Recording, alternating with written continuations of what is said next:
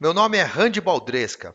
Eu sou biólogo, pesquisador, professor, CEO da RB, Randy Baldresca Controle de Pragas, e membro da Comissão Permanente do Meio Ambiente da Câmara Municipal de São Paulo há mais de 10 anos. Estamos atualmente, pessoal, atravessando o pior surto de dengue da história do Brasil. Temos alguns estados onde tiveram o crescimento de mais de 500% do número de casos, relacionado também ao número de óbitos. Só para vocês terem ideia da gravidade dessa situação, no Distrito Federal, já morreram mais de 19 pessoas. Praticamente uma pessoa por dia morreu por causa da dengue no Distrito Federal. Na ordem, Distrito Federal, Acre, Mato Grosso do Sul, Rio de Janeiro, São Paulo e Goiás apresentam surto de dengue hoje em todas as regiões metropolitanas das cidades. Isso se deve basicamente a vários fatores. E o pior é que estamos apenas no início do ano. A atividade maior do mosquito Aedes aegypti se dará que a gente tem aquela época de chuvas muito mais constantes. E dessa forma, quando você tem presentes água, abrigo, acesso e alimento, esses mosquitos, a sua velocidade de proliferação, a sua velocidade de reprodução é muito maior. Todos já estão sabendo do protocolo de boas práticas, do manual de boas práticas que temos que implantar nas nossas residências, nas nossas empresas onde trabalhamos, dos trabalhos, que são o quê? Evitar de deixar água acumulada em vasos de plantas, em piscinas, em caixas d'água mal acondicionadas, com a tampa fora de lugar, né? A gente sabe que tudo isso precisa e deve ser feito com bastante cuidado, com bastante cautela, tomando o máximo de cuidado para não deixar a água acumulada que serve, por exemplo, para a fêmea infectada do Aedes aegypti colocar os seus ovos e dali você ter produção de descendentes que podem causar essa doença tão grave que acomete hoje praticamente todas as regiões brasileiras. O Aedes aegypti hoje ele é encontrado em todos os locais do mundo. E por causa da pandemia, a gente tem informações até que no hemisfério norte, onde é muito frio, o Aedes aegypti está presente. E por que tudo isso aconteceu com o mosquito que antes vivia na mata? O Aedes aegypti, a partir do momento que ele adquiriu o caráter sinantrópico, ou seja, a partir do momento que ele passou a ocupar um ambiente que antes não era dele, ele teve mudanças no seu comportamento, ele passou a ser hoje um caso grave de saúde pública. Hoje tivemos a informação que o governo federal, que o governo teve um investimento de mais de 200 milhões de reais para formatar centros de contingência, hospitais, inclusive de campanha, para você conseguir atender os inúmeros, os diversos, as centenas de doentes que vêm se apresentando nos locais. O Aedes aegypti, a partir do momento que ele adquiriu o caráter sinantrópico, ou seja, ele passou a ter mudanças no seu comportamento, na sua proliferação. Quando o Aedes aegypti ele é um mosquito arborícola, que vivia na copa das árvores e não se aventurava no ambiente urbano. A partir do momento que esse mosquito, quando ele vivia na mata, ele precisava de uma lâmina, de mais ou menos 1 metro de água absolutamente limpa da chuva. Ele era encontrado em algumas horas do dia apenas, de manhã e final de tarde. O mosquito tinha um voo baixo. A fêmea colocava algumas dezenas de ovos no mesmo local.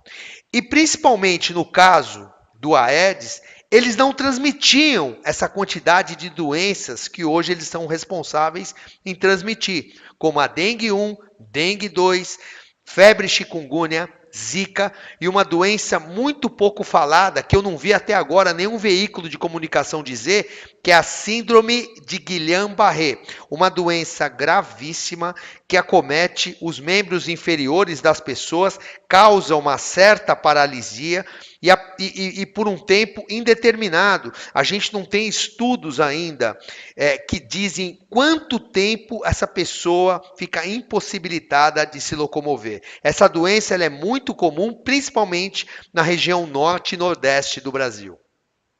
A partir do momento que esse mosquito entra no cenário urbano, ou seja, ele passa a ocupar o ambiente de grandes cidades, como São Paulo, Rio de Janeiro, Belo Horizonte, Brasília, Goiânia, Campo Grande, esses animais, eles se modificam.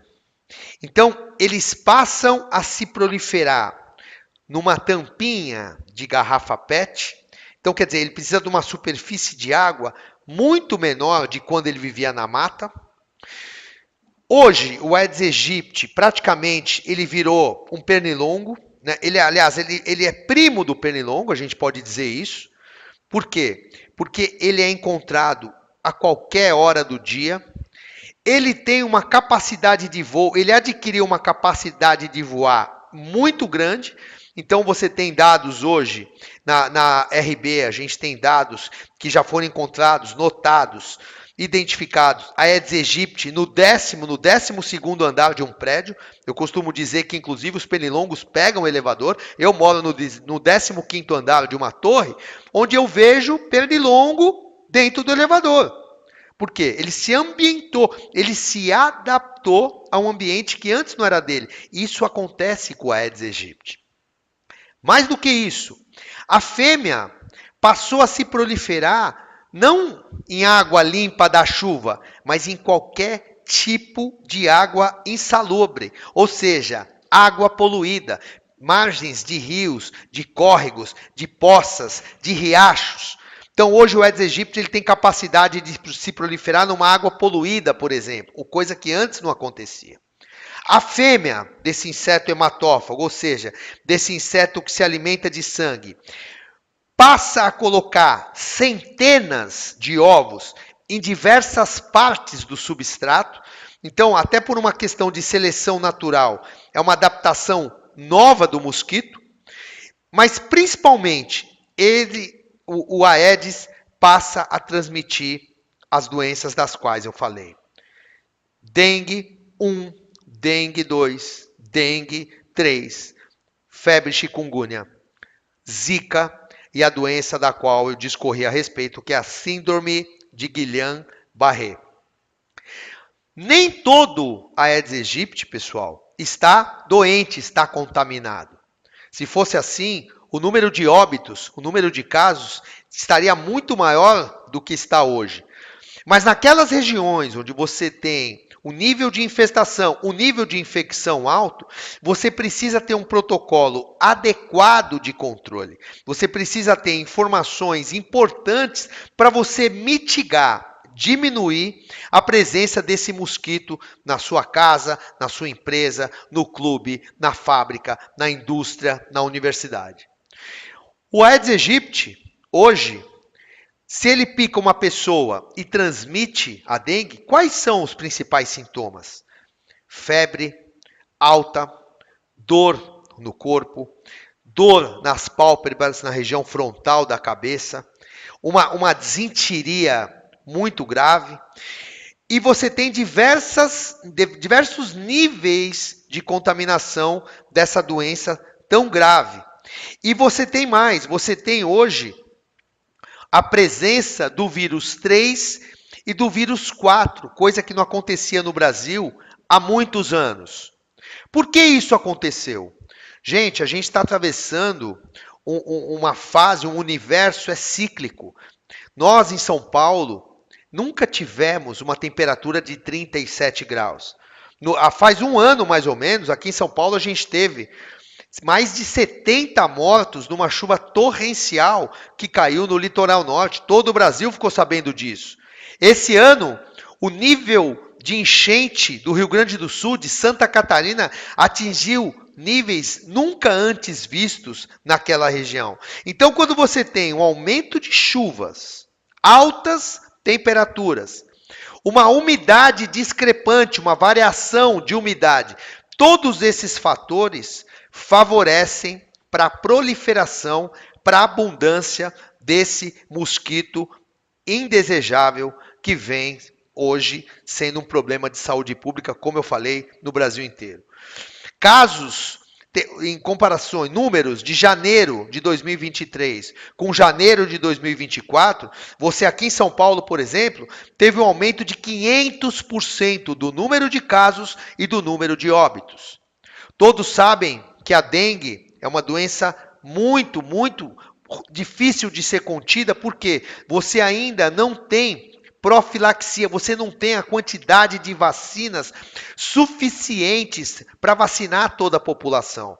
A gente nota que o Instituto Butantan, a gente nota que diversos laboratórios vêm batalhando, vêm lutando, vêm tentando se municiar de ferramentas para poder fornecer a quantidade de vacinas suficientes para toda a população. A gente tem números muito próximos da casa de 6 milhões de vacinas, e uma vacina que precisa de dose dupla, não é uma vacina de dose única. Então você divide esse número, você vai atingir 3, 4, até 5 milhões de pessoas no máximo, numa população que quer dizer, o número de vacinas é insuficiente para você conseguir vacinar toda a população. Eu já discorri a respeito. Não basta apenas, pessoal, você eliminar a poça de água, ou você eliminar no criadouro, no vaso de planta. Às vezes você tem também um acúmulo de água na laje de uma portaria, de um edifício. Você tem acúmulo de água, às vezes, no entrelajes de um telhado de uma residência. Você tem áreas menos favorecidas, como comunidades, por exemplo, onde é difícil você chegar, onde é difícil você identificar o foco desse mosquito. Eu tenho a capacidade de mostrar para vocês aqui, ó. Aqui você tem adultos, ovos, larvas e pupas identificados e mostrados aqui. Então você vê a dificuldade de você identificar uma larva, uma pupa do mosquito, porque a olho nu eles são praticamente muito difíceis de serem identificados. E a larva do Aedes, ela é muito similar à larva do Culex quinquefaciatus, que é o famigerado pernilongo. E você tem diversos protocolos hoje que, numa tentativa de diminuir o número de casos, são insuficientes, são protocolos obsoletos, como a gente vê em alguns estados do Brasil com a prática do fumacê. O fumacê, ele tem um efeito pequeno, ele tem um efeito pouco eficaz. Por quê? Porque o mosquito, ele não tem um voo livre, como por exemplo de abelhas, de libélulas, de borboletas. O Aedes aegypti, ele fica escondido no substrato, ele fica escondido no ambiente onde você tem a presença por exemplo, de materiais de construção, de plantas, então atrás de móveis, ele fica absolutamente internalizado nessa estrutura. Então não basta apenas nós adotarmos protocolos de controle, por exemplo, nas áreas comuns de um condomínio, nas alamedas de um residencial. Você precisa atingir o controle dentro das edificações. E como que você faz isso? Você tem que ter o protocolo de desinsetização, que é o controle não só da população de Aedes aegypti, mas de demais insetos rasteiros e alados. Na segunda parte da nossa aula, a gente vai falar de escorpiões, aracnídeos peçonhentos, que também vem sendo um problema de saúde pública em todo o Brasil. Então, a falta de informação, a primariedade do mercado, de controle de pragas, a quantidade de terrenos baldios onde você não tem acesso, são questões que precisam e devem ser consideradas numa tentativa de controle desse mosquito indesejável que vem se proliferando praticamente em todo o Brasil. Um outro protocolo que precisa também ser adotado nas residências é o protocolo de controle integrado de pragas, como eu falei. Você precisa ter uma pessoa, um responsável técnico, biólogo, para poder você adotar as ferramentas adequadas, o protocolo adequado, as medidas de controle desses mosquitos e de outras pragas que porventura podem se proliferar, né, naqueles determinados ambientes onde as pessoas vivem, dormem, habitam. O Aedes aegypti, hoje, como eu falei, agora ele está começando a sua atividade em todo o Brasil. Quando a gente chegar no final de abril, todos sabem que a quantidade de chuvas no nosso país aumenta bastante. E quando você tem os 4 As que a gente fala na biologia, água, abrigo, acesso e alimento, esses mosquitos se proliferam de uma maneira muito mais assustadora. Nós nunca tivemos o número de casos, o número de mortos que estamos encontrando hoje, atualmente, em todo o Brasil. A gente nota que as autoridades pertinentes, as autoridades competentes, fazem de tudo para diminuir, para mitigar a presença desse mosquito. Mas a partir do momento que você tem terrenos baldios que você não consegue ter acesso, você tem obras abandonadas, você tem obras que são utilizadas como criadouro desses insetos, esses mosquitos, eles praticamente ficam impossíveis de serem combatidos. O tal do fumacê, por que ele é pouco eficaz? Porque dificilmente você vê um Aedes aegypti, o mosquito Aedes aegypti, assim como o Culex quinquefaciatus, o pernilongo comum, ele não tem uma autonomia de voo muito grande, ele não consegue atingir grandes distâncias durante o seu voo. Ele prefere ficar próximo ao seu alimento, que no caso somos nós, seres humanos, porque dessa forma, numa despesa pequena de energia, um pequeno desgaste, ele pode se alimentar e, nesse caso, transmitir a dengue. Aqui em São Paulo, a região da Zona Leste, a região de Itaquera, teve uma explosão de casos. E não só isso, a gente tem muitos córregos, a gente tem muitas nascentes de água que você não tem o tratamento adequado, você tem muito lixo acumulado. Eu costumo dizer, pessoal, que a maior praga do planeta não são os mosquitos. A maior praga do planeta não são as baratas, não são os ratos, não são os pombos. Somos nós, os seres humanos, porque nós destruímos o habitat, nós não conseguimos dar conta do lixo que produzimos, nós não conseguimos fazer a manutenção correta e adequada de terrenos baldios, nós temos lagos, córregos, rios poluídos que servem como verdadeiros criadouros. Vejam, não só de Aedes aegypti, mas recentemente tivemos um caso grave de ocorrência do ambilioma cagenense, o carrapato estrela, que transmite a febre maculosa, que matou diversas pessoas na região de Campinas, lá no Lago do Café, ou seja, a região da USP, da Zona Leste, aqui em São Paulo, ficou interditada por causa da presença de capivaras que hospedam esse carrapato e que, por sinal, são responsáveis em transmitir essa doença também, que fatalmente ainda vamos ouvir falar esse ano. Então, nós, como biólogos, nós como formadores de opinião nessa área, é super importante passarmos informações concretas, passarmos informações certas para as pessoas saberem que para você conter a infestação de Aedes aegypti, você precisa adotar o manual de boas práticas na sua residência. Numa das matérias, eu até costumo dizer, se você digitar biólogo Randy Baldresca, dengue, numa das matérias que eu fiz para o Jornal da Record, eu ensino as pessoas a como você agir dentro da sua casa. Não basta você só eliminar a água, você tem que utilizar uma ferramenta para friccionar o substrato onde possivelmente esse mosquito possa pousar, onde possivelmente esse mosquito possa nidificar, ou seja, colocar os seus ovos. Então você precisa passar com água sanitária, ou com sabão, ou com detergente, uma buchinha ou um pano e friccionar de verdade aquele determinado local. Bebedouro de água de cachorro, de gato, às vezes você deixa lá no quintal aquela água acumulada, e para você identificar a presença dessas larvas que ficam livre natantes, ou seja, nadando livremente, você se precisa utilizar do que muitas vezes? De uma lanterna. Uma lanterna que tem a capacidade de iluminar, de você verificar a presença dessas larvas. Sem a utilização desse anteparo, desse instrumento de inspeção diagnóstica, fica muito difícil a olho nu você identificar a presença de larvas de Aedes aegypti naquele ambiente. Eu sempre me coloco à disposição das autoridades, dos centros de zoonoses. O Centro de Zoonoses aqui de São Paulo, o Dr. Gladstone, é um grande parceiro nosso, é um grande amigo, e juntos a gente consegue passar essas informações.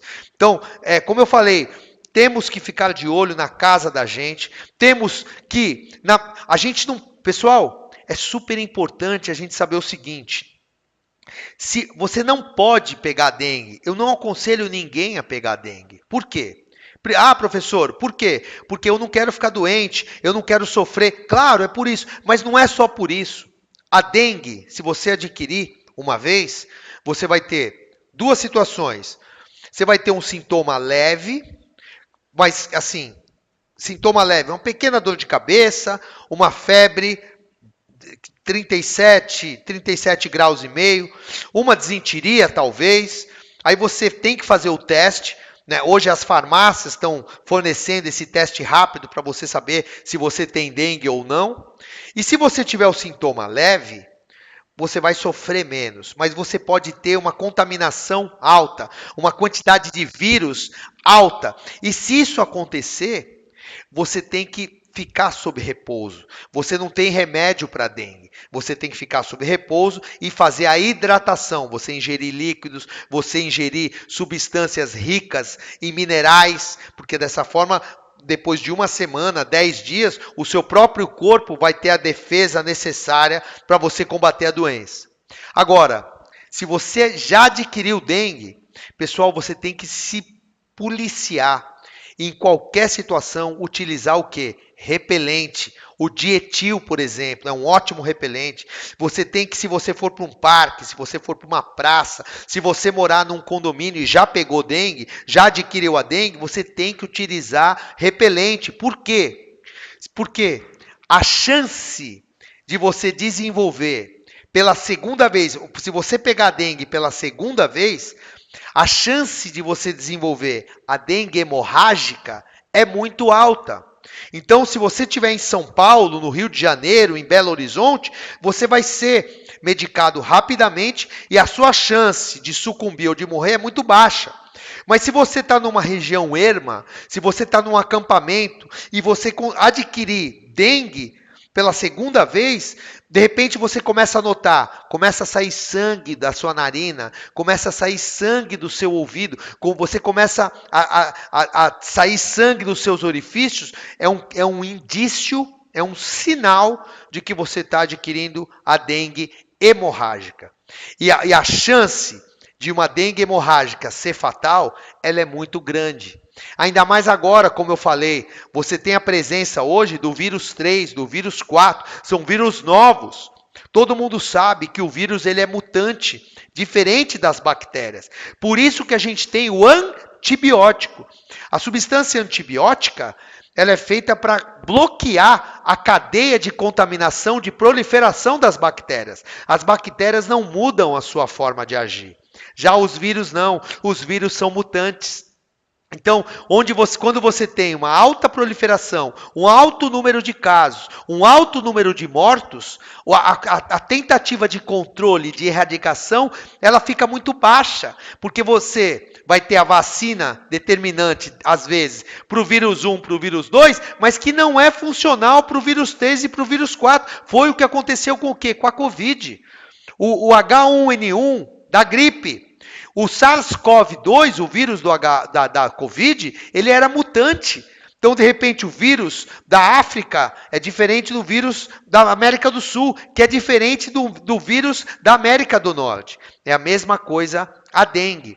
Você ainda não teve casos do mosquito Aedes aegypti transmitir a febre amarela urbana. Isso não acontece no Brasil desde há mais de 40 anos. Recentemente nós vimos que o Aedes aegypti, um primo dele, o Aedes albopictus, dizimou a população de macacos bugio aqui na Serra da Cantareira.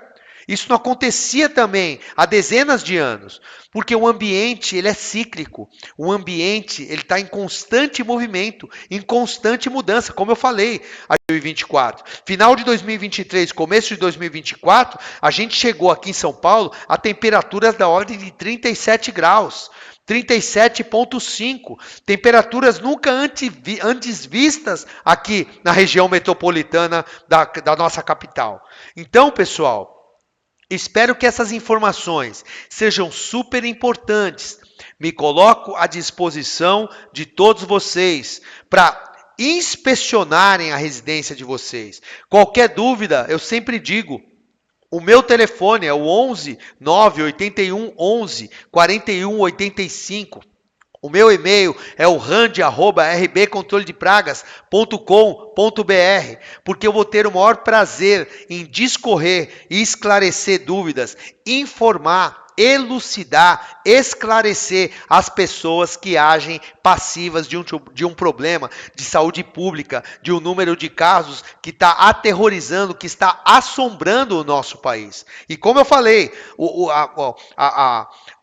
cenário ele é aterrador, porque a quantidade de infestação que futuramente a gente está prevendo vai ser muito maior, como eu falei, 500% nesse início do ano. E vai ser. Então, isso faz com que o planeta, né, na verdade, não só aqui no Brasil, eu digo planeta porque tivemos informações que, por exemplo, na Irlanda, você teve, em pleno inverno europeu, você teve dias lá de temperaturas positivas. 10 graus positivos, coisa que nunca na história da Irlanda isso aconteceu. É uma época que você tem 15, 16, 17 graus abaixo de zero, neve, e esse ano aconteceu o quê? Tiveram lá 10 graus positivos, que para nós aqui no Brasil é frio, mas para eles lá, eles não estão acostumados com essa temperatura.